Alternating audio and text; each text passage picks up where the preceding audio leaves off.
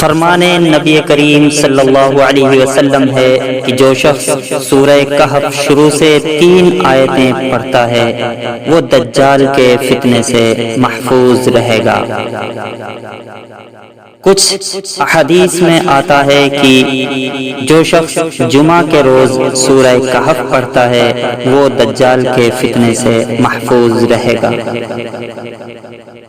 فرمان آخری نبی صلی اللہ علیہ وسلم ہے کہ مومن کو آزمائش میں ڈالا جاتا ہے تاکہ یہ آزمائش اس کے گناہوں کا کفارہ بن جائے۔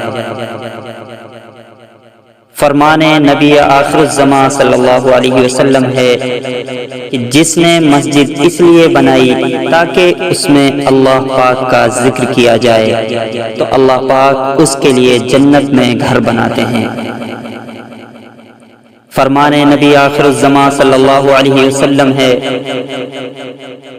اپنے بھائی سے نہ جھگڑا کرو، نہ اس کا مذاق اڑاؤ، نہ اس سے کوئی ایسا وعدہ کرو جس کو تم پورا نہ کر سکو۔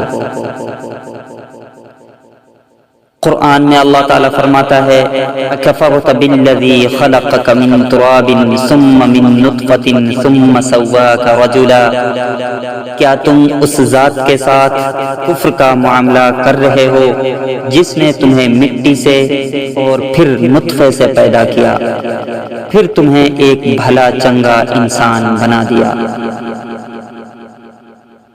رسول اللہ صلی اللہ علیہ وسلم نے فرمایا اوپر کا ہاتھ نیچے کے ہاتھ سے بہتر ہے، اور خیرات اپنے قریبی رشتہ داروں سے شروع کرو۔